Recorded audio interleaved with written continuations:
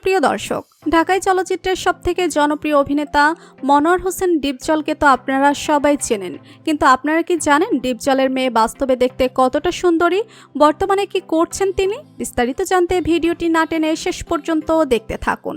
ঢাকাই চলচ্চিত্রের সর্বপ্রথম ডিপজলের আত্মপ্রকাশ ঘটেছিল নায়ক হিসেবে। মুনতাজুর রহমান আকবর পরিচালিত টাকার পাহাড় চলচ্চিত্রটি ছিল ডিপজলের প্রথম ছবি। সেই ছবিতে ডিপজলের বিপরীতে অভিনয় করেছিলেন নায়িকা বৃষ্টি। এরপর তিনি আবিদ হাসান বাদল পরিচালিত হাবিলদার ছবিতে নায়ক হিসেবে অভিনয় করেছেন। এই সিনেমাটির পরে তিনি দীর্ঘ বিরতি নিয়েছেন। এরপর 90 দশকেরও শেষের দিকে কাজী হায়াত পরিচালিত তেজি ছবির মাধ্যমে ডিপজল ভিলেন হিসেবে অভিনয় করে সবাইকে তাক লাগিয়ে দিয়েছেন। সে সময় ডিপজল মানেই ছবি হিট। টানা কয়েক বছর দাপটের সঙ্গে ভিলেন হিসেবে অভিনয় করার পর আবারও একটি ছোট্ট বিরতি নেন ডিপজল।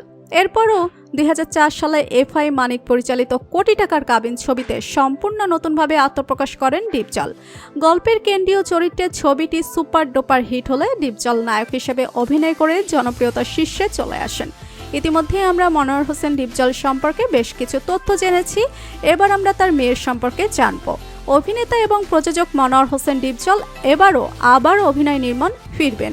এবার তিনি নিজের সঙ্গে নিয়ে আসলেন একমাত্র মেয়ে অলিজা মনোয়ারকে। জানা গিয়েছে অলিজা মনোয়ার এবার ডিপজলের লেখা একটি ছবির পরিচালনা করবেন।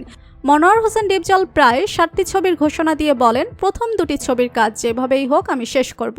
এই দুটি ছবি হচ্ছে 1 কোটি টাকা এবং মেঘলা। প্রথম ছবিটি নির্মাণ করবেন ছোটকু আহমেদ আর দ্বিতীয় ছবিটি নির্মাণ করবেন আমার মেয়ে অলিজা মনোয়ার। এই বছরের প্রথম থেকেই ছবিগুলোই নির্মাণ কাজ শুরু হয়ে গিয়েছে। সম্প্রতি ডিপজলের নিজস্ব ফুলবাড়িয়ার বাড়িতে ছবিগুলো নির্মাণ কাজ শুরু হয়ে গিয়েছে।